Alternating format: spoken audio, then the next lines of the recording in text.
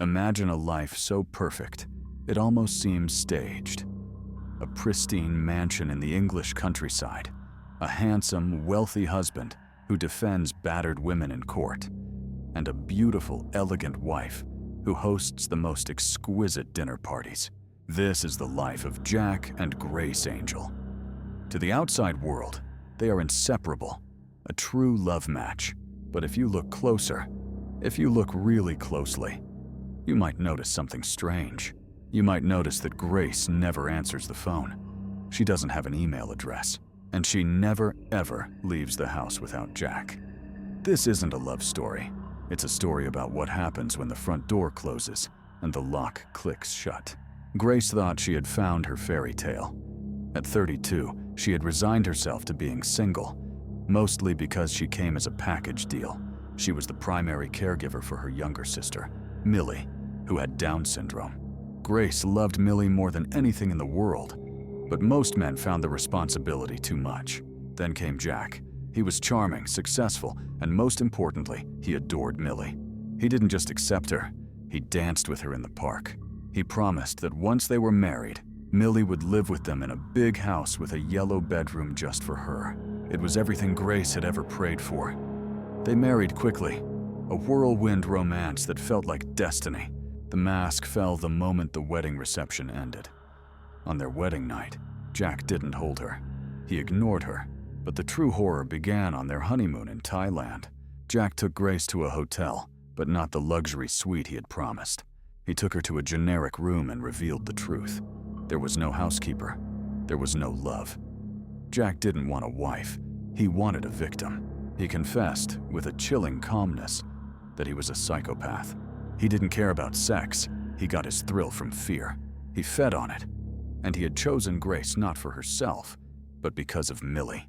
He planned to keep Grace prisoner, training her to be obedient, all while waiting for the day Millie would leave her boarding school and move in. Millie was to be his ultimate toy, someone he could terrorize in a soundproof room in the basement. Grace tried to escape in Thailand. She ran to the front desk, screaming for help, but Jack was a step ahead. He was a lawyer who specialized in domestic abuse. He knew exactly how to manipulate the system. He convinced everyone that Grace was having a mental breakdown, that she was hysterical and off her meds. He dragged her back to the room, and the training began. When they returned to England, to the beautiful house in the country, Grace's life became a waking nightmare. The house was a fortress. High walls, security gates, and shutters that locked automatically. Jack stripped her of everything. Her money, her passport, her phone, even her clothes. She spent her days locked in a bare room, allowed out only to play the role of the perfect wife when guests came over. If she smiled too much or too little, she was punished. If the souffle fell, she was punished. The punishment was usually starvation, or worse, being locked in the basement, in the red room he was preparing for Millie. The room painted the color of blood, hung with portraits of battered women Jack had defended, women whose injuries he secretly admired. Grace quickly realized she was entirely alone. Her parents had moved to New Zealand, effectively abandoning her. Her friends were kept at a distance, and Jack was always there, his hand gripping her neck lovingly in public, threatening to kill her in private. Months turned into a year. Grace was beaten down, thin and exhausted, but the clock was ticking. Millie's 18th birthday was approaching, the date set for her to move in with them. Grace knew that if Millie entered that house, she would never leave. She had to do something. The catalyst came from an unexpected place. A new friend named Esther. Esther was sharp, observant, and she didn't buy the act. She noticed that Grace didn't have a key to her own house. She noticed the fear in Grace's eyes. But the real weapon came from Millie. During a rare supervised visit, Millie managed to whisper to Grace. She knew Jack was a bad man. She knew he had pushed her down the stairs at the wedding to isolate Grace. And in her innocent brilliance, Millie handed Grace a stash of sleeping pills she had been hoarding, whispering that they should use them to kill the bad man. Grace had a weapon, but she needed an opportunity. It arrived in the form of a high-profile court case Jack was working on. He was defending a man accused of abusing his wife. a case Jack was desperate to win to maintain his reputation. Grace began to play a dangerous game. She feigned total submission, pretending she had given up, tricking Jack into relaxing his guard just enough to let her have a drink of whiskey with him in the evenings. She began secretly crushing the sleeping pills, waiting for the right moment. Then, the verdict came in. Jack lost the case. He came home furious, humiliated, and needing a drink. He poured the whiskey. Grace saw her chance. She distracted him and slipped the powder into his glass. But the pills weren't strong enough to kill him instantly. As Jack began to realize what was happening, a violent struggle ensued. He dragged her toward the basement, screaming that he would lock her in there forever. But the drugs were taking hold. His legs buckled. Grace managed to shove him into the basement room, the very room he had built to torture Millie, and slammed the heavy, soundproof door shut. Jack was trapped. But Grace knew she couldn't just leave.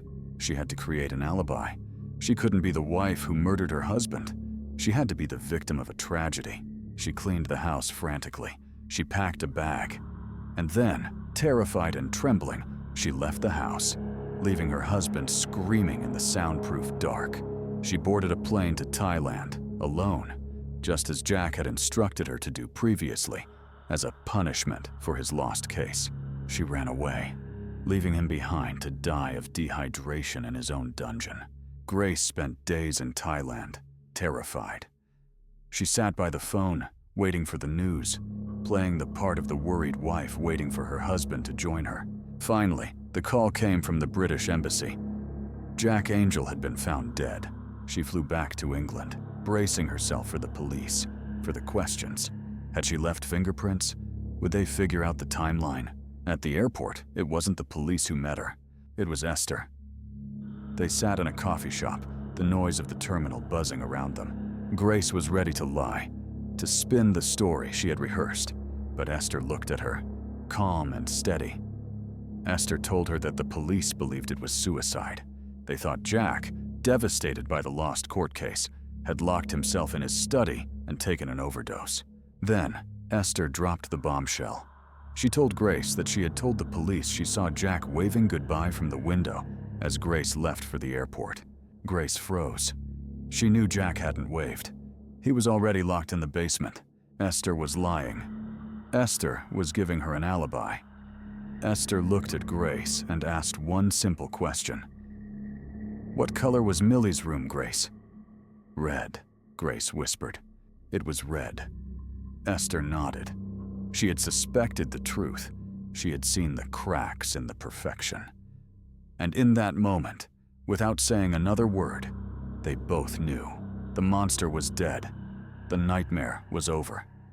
Grace and Millie were finally free.